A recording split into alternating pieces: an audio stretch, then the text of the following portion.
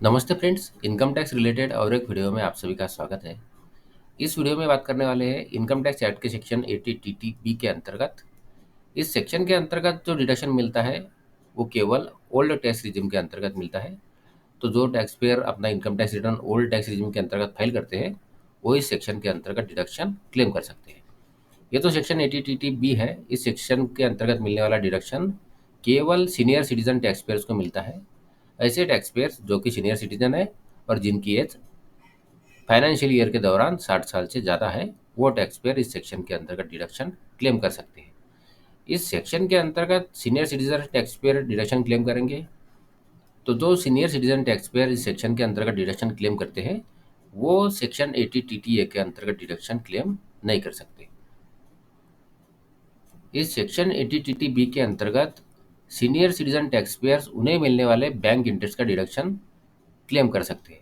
इस सेक्शन के अंतर्गत सेविंग अकाउंट और फिक्स डिपॉजिट दोनों ही इंटरेस्ट का deduction senior citizen tax payers claim कर सकते हैं।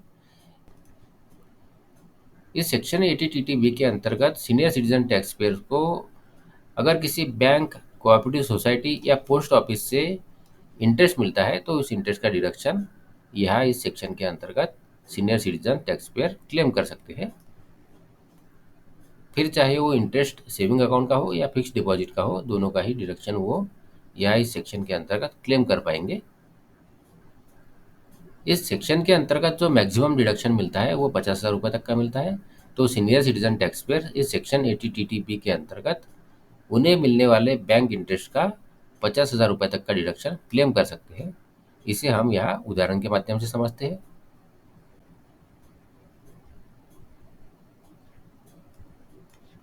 यह हमारे सामने एक उदाहरण है। इस उदाहरण में सीनियर सिटीजन टैक्स पेयर्स को सेविंग बैंक अकाउंट का इंटरेस्ट मिला है 15,640 रुपये और एफडीआर का इंटरेस्ट मिला है 18,000 रुपये। टोटल हुई है 33,640 रुपये। तो यह इस सेक्शन के अंतर्गत मैक्सिमम डिडक्शन 50,000 रुपये तक का मिलता है। तो यहाँ इस टैक्स पेयर को सेक्शन 80 टीटीबी के अंतर्गत 33,640 रुपये का डिडक्शन मिलेगा। मतलब जितना इंटरेस्ट मिला है उतने का डिडक्शन यहाँ इस सेक्शन के अंतर्गत टैक्स पेयर को मिलेगा। तो इसके लिए टैक्स पेयर को पहले ये इनकम अपने इनकम फ्रॉम अदर सोर्सेज के अंतर्गत दिखानी होगी, उसके बाद डिडक्शन क्लेम करना होगा। और यदि दूसरे उदाहरण की बात करें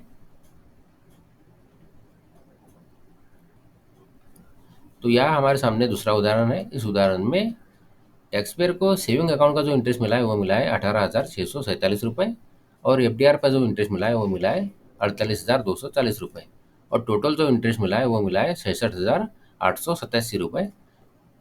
तो यहाँ इस सेक्शन के अंतर्गत जो मैक्सिमम डिडक्शन मिलता है वो मिलता है 50,000 रुपये का।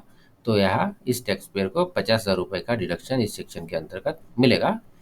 तो यहाँ भी पहले टैक्स पेयर को अपनी income income from other sources के अंतर्गत दिखानी होगी, उसके बाद डिडक्शन क्लेम करना होगा।